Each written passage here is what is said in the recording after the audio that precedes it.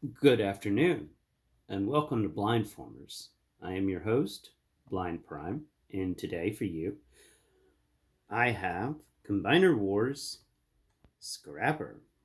He is one of the Constructacons. He makes up the right leg of Devastator. Look at him in all of his little front loader glory. He rolls pretty well. He's got some amazing molding all over his body. You can feel all the individual windows. You can find occasional vents. You just find all sorts of little things that have been grafted onto this, like molded in. It's pretty cool. There's little ladder bits on the sides. I think that's what they are. I'm not sure. But for the most part, this guy is a pretty neat little construction vehicle. I like front end loaders. They're one of my favorites. So let's talk about size. So get the little pad down here, flip it in the right direction, slam scrapper down, measure it from the bucket, and we get 19, 18, 19, 20, 21, 22, 23. Look at that. So 23 from the bucket.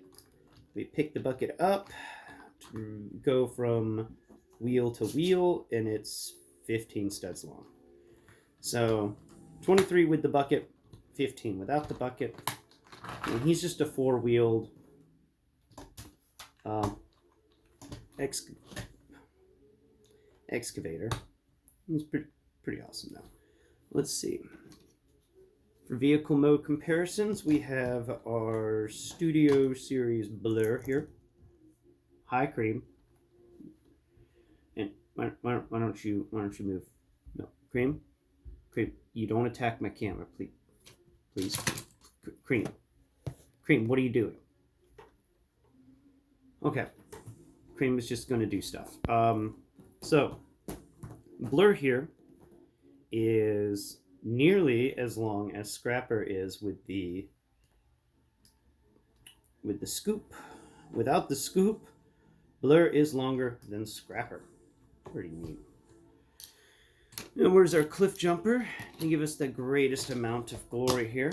Cliff Jumper comes almost midway up Scrapper's hubcap. From tailgate to midway up the hubcap. You can even put him in Scrapper's scoop. Look at that. Yeah. You can just drive around and then just dump him. That is none reason for you to play with him. Crazy cap. It's pretty neat. I do like the fact that the scoop in the front is maneuverable. You can use it to do all sorts of cool stuff. So let's get into the transformation for him. So to begin the transformation off, you just turn the cockpit 180 degrees. And then you want to flip him upside down, and underneath under his back wheels area, you will find that there are two panels that feel kind of foot-like, rectangular. Well, if you feel towards the front of the front end loader, underneath it, you'll find the edge of each of these panels, and then you can just pull them upwards, and they will unfold all the way back. And then when they unfold, you can further unfold them by reaching inside of the panel and taking the foot out. Because this is the lower leg, the front of the lower leg and the foot. Now, for the back of the lower leg, we'll have to first remove the arms. So to get the arms out of socket, grab each of the front wheels and then pull them apart. They will fold out on their own hinges. And then you just spread them away from the vehicle for a bit to allow for ease of access to the rest of the transformation. Once that's complete, take the back of the front end loader and fold it backwards. It will become the back part of each of these legs that we transformed earlier. It may be a little, there's a hint, there's a lock that you have to unlock on the back panels in order to separate them so that they can fit into each leg. You just separate the panels and then you click them into place. And once that is complete, go ahead and pull the entire front scoop or the scoop backwards. And it should just, oh, right. Twist the cockpit 180 degrees again. And then fold the scoop back over itself so that the bottom of the scoop sits against the back of the shoulders for the robot, and the inside of the scoop area sits facing away from the robot backwards. Once complete, lower each of the arms so that they're off to the sides.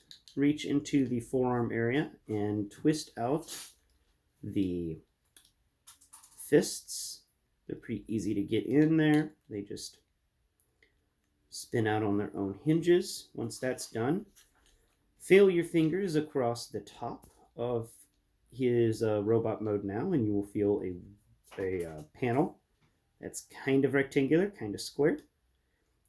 Grab it with your fingernails and pull it up, and then keep pulling it up until you hear a snap and you feel a snap, and there you have it.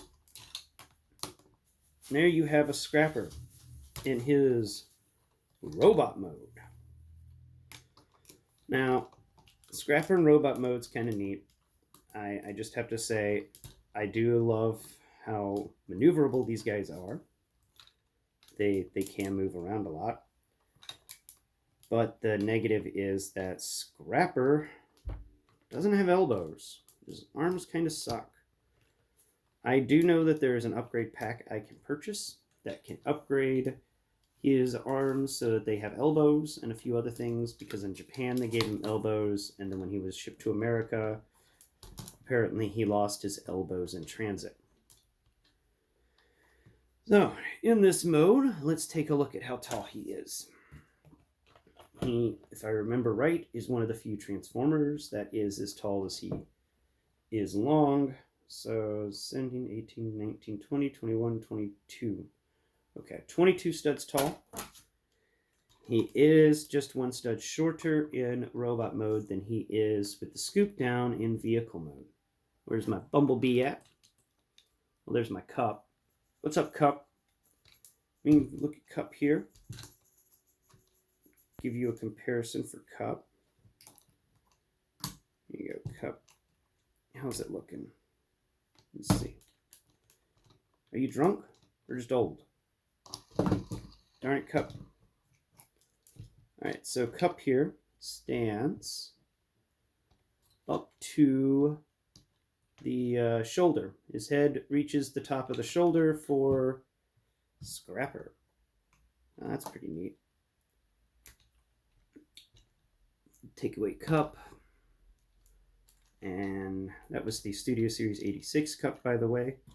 And still, where is my Bumblebee? There you are. Come here, Bumblebee. Bumblebee stands up to the edge of his hip. And it almost comes up above his hip, but Bumblebee just can't manage it. What are you doing, Creed? Don't destroy the Transformers. Alright. After that, we'll transform him into his leg mode. Now, leg mode is actually pretty simple. So first off, you want to push on the top of the head and snap it down. Then, raise both of his arms in the air, like he just don't care. Make sure that you snap them into place. Hear that nice, satisfying click. Now with the fists, push them backwards, not back into the forearms, but out, and they will softly snap into place. They're going to help stabilize his leg. Now, his head area and his arms are going to become the bottom of the foot, and the feet are going to become the top, the knee of the leg. So, unfold the scoop from his back and fold it down. hear it lock into place once you fold it down. Then fold the scoop backwards at a 90-degree angle until it snaps into place. Once complete, you will have a sturdy platform for a foot. Once that is done, go ahead and separate the legs. So split the undercarriage of the front end loader from the back end of the front end loader. Once complete, go ahead and make sure that you feel inside of these two panels that make up the back end of the front end loader. And you want to make sure they lock into place. And there's a simple peg slot area that's in there that isn't too difficult. It's a little rectangle that slots into a rectangular slot. But it has edges on the sides, so you have to actually thread it in. You can't just put it in there. It's got to actually thread.